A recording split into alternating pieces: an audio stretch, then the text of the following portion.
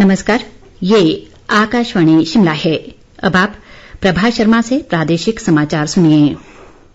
मुख्यमंत्री जयराम ठाकुर ने कहा है कि हिमाचल जैसे छोटे राज्य ने विभिन्न क्षेत्रों में अग्रणी स्थान हासिल कर देश के बड़े राज्यों को प्रगति की राह दिखाई है। वे आज शिमला में एक राष्ट्रीय दैनिक समाचार पत्र द्वारा प्रकाशित coffee table book icons of Himachal के विमोचन के अवसर पर बोल रहे थे। उन्होंने कहा कि उद्योगपतियों का प्रदेश के विकास में उल्लेखनीय योगदान रहा है और सरकार ने भी प्रदेश में निवेश के लिए उद्योगपतियों के हित में कई कदम उठाए हैं। जयराम ठाकुर ने कहा कि राज्य सरकार 10,000 करोड़ रुपए की परियोजनाओं के दूसरे ग्राउंड ब्रेकिंग समारोह की तैयारी कर रही है।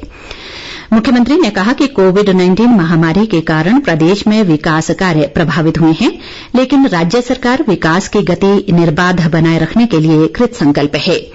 उन्होंने इस अवसर पर समाचार पत्र समूह द्वारा सम्मानित व्यक्तियों को शुभकामनाएं देते हुए कहा कि मातृभूमि के लिए इनका महत्वपूर्ण योगदान रहा है। शहरी विकास मंत्री सुरेश भारद्वाज भी इस अवसर पर मौजूद रहे।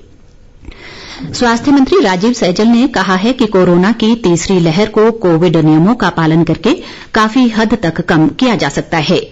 आज सोलन में पत्रकारों से बातचीत में उन्होंने सभी से कोविड रोधी वैक्सीन लगवाने का आग्रह किया। राजीव सैजल ने लोगों से 2 गज की दूरी और मास्क का प्रयोग कड़ाई से करने को कहा।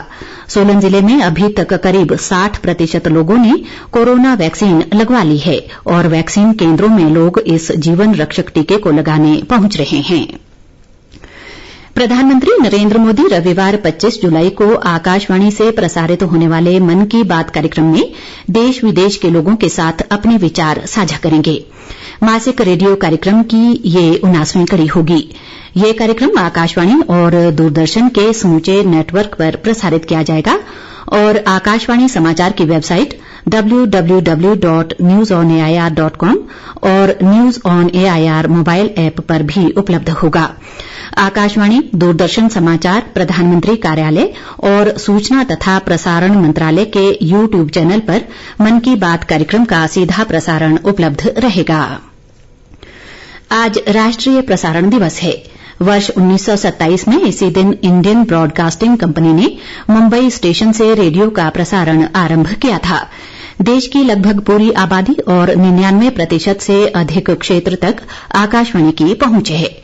आकाशवाणी ने इन दशकों में असाधारण उपलब्धियां हासिल की हैं। इनमें कई भाषाओं में प्रसारण और सामाजिक, आर्थिक और संस्कृति विविधता जैसे श्रेणियों में सेवाएं शामिल हैं। अपने प्रसारण के माध्यम से रेडियो आम आदमी को लगातार सूचना, शिक्षा और मनोरंजन उपलब्ध करा रहा है। वर्तमान में आकाशवाणी विश्व के सबसे बड़े लोक प्रसारकों में से एक है। इन सब बातों को ध्यान में रखते हुए प्रधानमंत्री नरेंद्र मोदी ने भी अपनी मन की बात को जन जन तक पहुंचाने के लिए आकाशवाणी को ही सबसे उपयुक्त माध्यम माना है।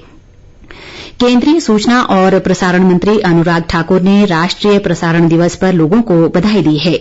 एक ट्वीट में उन्होंने कहा कि प्रभावी संचार माध्यम नागरिकों को सशक्त बनाता है। जनजातीय जिला लाहौल स्पीति की तांदी पंचायत के कारगा में उद्यान व वानिकी विश्वविद्यालय नौणी के वैज्ञानिकों द्वारा पर्यावरण मित्र फसल कीट प्रबंधन पर एक शिविर आयोजित किया गया।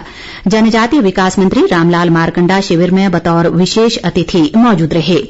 उन्होंने कहा कि किसानों को प्राकृतिक खेती के लिए प्रोत्साहित करने के उद्देश्य से सरकार ने सब्सिडी का प्रावधान किया है। मारकंडा ने कहा कि लाहौल घाटी के किसान व बागवान बहुत कम मात्रा में कीटनाशक व फफूंदनाशक दवाइयों का इस्तेमाल करते हैं, जिससे कम लागत में अधिक उपज व उच्च गुणवत्ता के उत्पाद पैदा होते हैं। शिविर में मौजूद किसानों को पर्यावरण मित्र फसल कीट प्रबंधन और प्राकृतिक खेती के बारे में जानकारी दी गई। छठे वित्त आयोग के अध्यक्ष सतपाल सिंह सत्ती ने आज ऊना जिले की रक्कड़ कॉलोनी में 15 परिवारों को मुख्यमंत्री राहत कोष से 5 लाख रुपए की आर्थिक सहायता के चेक वितरित किए। इस अवसर पर उन्होंने कहा कि प्रदेश सरकार आर्थिक रूप से कमजोर वर्ग की सहायता के लिए हर संभव कदम उठा रही है। इसी के साथ ये समाचार बुलेटिन समाप्त हुआ। नमस्कार।